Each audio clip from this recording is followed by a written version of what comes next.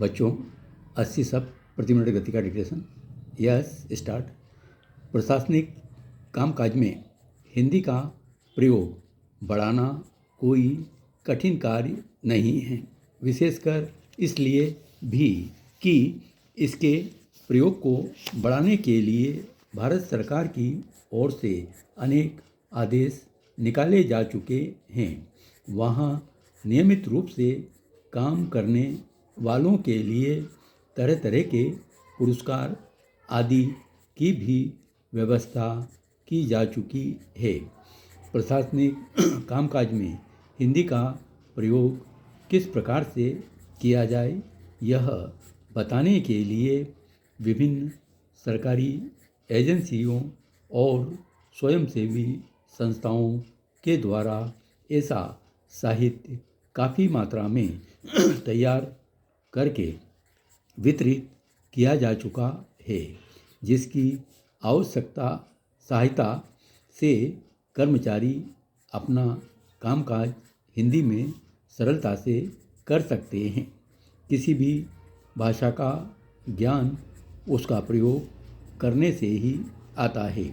तैरना सीखने के लिए पानी में उतरना ही होगा। किनारे पर खड़े रहकर योजना बनाते रहने से या कल्पना करते रहने से कभी भी तैरना नहीं आता। पानी में उतरने पर प्रारंभ में कठिनाइयाँ आ सकती है, लेकिन उनको दूर करने के लिए कठिनाइयों के अनुसार ही प्रयास करना होता है। इसी प्रकार हिंदी का प्रयोग बढ़ाने के लिए उससे संबंधित कठिनाइयाँ तभी दूर हो सकेंगी जबकि उसका प्रयोग ठीक प्रकार से शुरू कर दिया जाए। भले ही शुरू में छोटे छोटे और मामूली कामों में ही हिंदी का प्रयोग शुरू किया जाए, छोटे काम ही बड़े कामों के आधार बन जाते हैं। आज सरकारी कामकाज में हिंदी के प्रयोग को बढ़ाने के लिए तरह तरह के आदेश हैं, प्रोत्साहन है, सुविधाएं हैं। इनका लाभ उठाकर इसे वास्तविक रूप से अमल में लाना तो कर्मचारियों की रुचि पर निर्भर करता है और रुचि कभी भी बाहर से पैदा नहीं की जा सकती है। वह तो व्यक्ति के अपने अंदर से ही उठ सकती है। अंदर से उठने वाली रुचि के लिए मन और मस्तिष्क में बदलाव लाना आवश्यक है।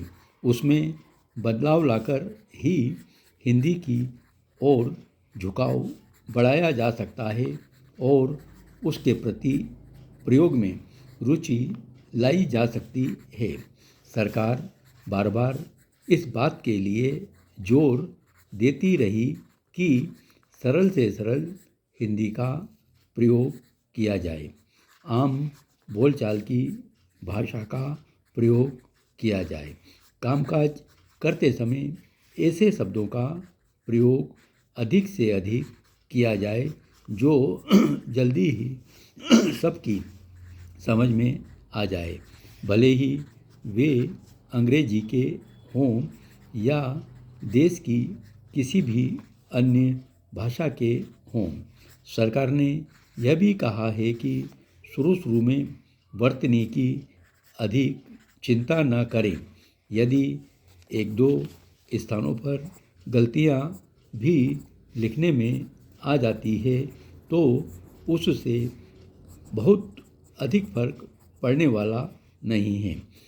जिस भी व्यक्ति के पास वर्तनी की छोटी मोटी अशुद्धि के कारण फाइल जाएगी, वह स्वयं समझ जाएगा कि लिखने वाले का अभिप्राय क्या है।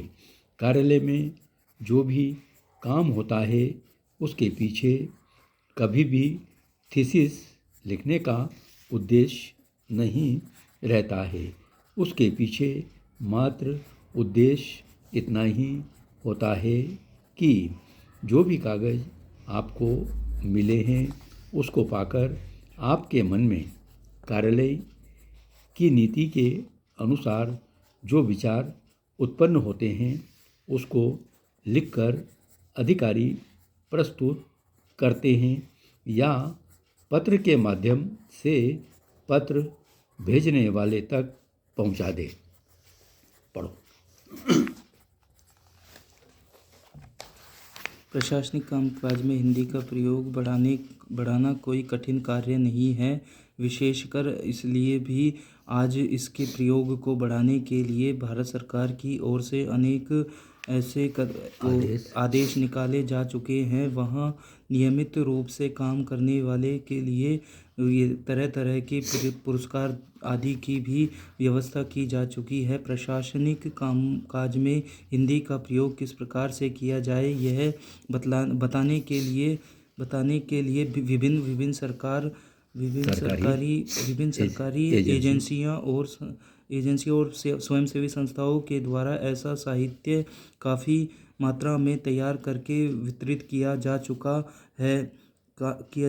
है जैसा कि जिसकी सहायता से कर्मचारी अपना कामकाज हिंदी में सरलता से कर सकते हैं। किसी भी भाषा का ज्ञान उसका प्रयोग करने से ही आता है। तो तैरना सीखने के लिए पानी में उतरना ही होगा। किनारे पर खड़े रहकर योजना बनाते रहने से या कल्पना करते रहने से कभी भी तैरना नहीं आता। पानी में उतरने पर प्रारंभ में कठिनाइयाँ आ सकती हैं, लेकिन उनको दूर करने के लिए कठिनाइयों के अनुसार ही प्रयत्न करना चाहिए। प्रयास करना है। यदि सभी इसी प्रकार हिंदी का प्रयोग बढ़ाने के लिए उससे संबंधित कठिनाइयाँ तभी दूर हो सकेंगी जबकि उसका प्रयोग ठीक प्रकार से शुरू कर दिया जाए। ये क्या नाम से भले ही शुरू में छोटे और मामूली काम में एक हिंदी का प्रयोग शुरू किया जाए। छोटे काम ही बड़े कामों के आधार बन जाते हैं। आज सरकारी कामकाज में हिंदी के प्रयोग को बढ़ाने के लिए तरह तरह के आदेश हैं, प्रोत्साहन हैं, सुविधाएं हैं। इसका लाभ उठाकर इसे वास्तविक रूप से अमल में लाना तो कर्मचारियों की रुचि पर निर्भर करता है और रुचि कभी भी बाहर से पैदा नहीं की जा सकती है। वह तो व्यक्ति के अपने अंदर से ही उठ सकती है। अंदर उठने वाली रुचि के लिए मन और मस्तिष्क में बदलाव लाना आवश्यक है। उसमें बदलाव लाकर ही हिंदी की ओर झुकाव बढ़ाया जा सकता है और उसके प्रति प्रयोग में रुचि लाई जा सकती है। सरकार बार बार इस बात के लिए जोर देती रही है कि सरल से सरल हिंदी का प्रयोग किया जाए। आम बोलचाल की भाषा का प्रयोग किया जाए। काम काज करते समय ऐसे शब्दों का प्रयोग अधिक से अधिक किया जाए जो जल्द ही सबके समझ में आ जाएं, भले ही वे अंग्रेजी के हो या देश के किसी भी अन्य भाषा के हों। सरकार ने यह भी कहा कि शुरू शुरू में वर्तनी की अधिक चिंता नहीं करें। यदि एक दो शब्दों की एक दो स्थानों पर गलतियां भी लिखने में आ जाती हैं तो उससे बहुत अधिक फर्क पड़ने वाला नहीं है। जिस भी व्यक्ति के पास वर्तनी की छोटी मोटी अशुद्धि के साथ फाइल जाएगी, वह समझ जाएगा कि लिखने वाले का अभिप्राय क्या है। कार्यालय में जो भी कार्य होता है उसके पीछे कभी भी थीसिस लिखने का उद्देश्य नहीं होता। उसके पीछे मात्र उद्देश्य उद्देश्य हम इतना ही होता है कि जो भी कागज आपको मिला है उसको उसको उपयोग पाकर उसको पाकर मन में आपके मन में कार्यालय की नीति के अनुसार जो विचार उत्पन्न होते हैं लिखकर अधिकारी प्रस्तुत करते हैं या पत्र के माध्यम से पत्र भेजने वाले तक पहुंचा दे।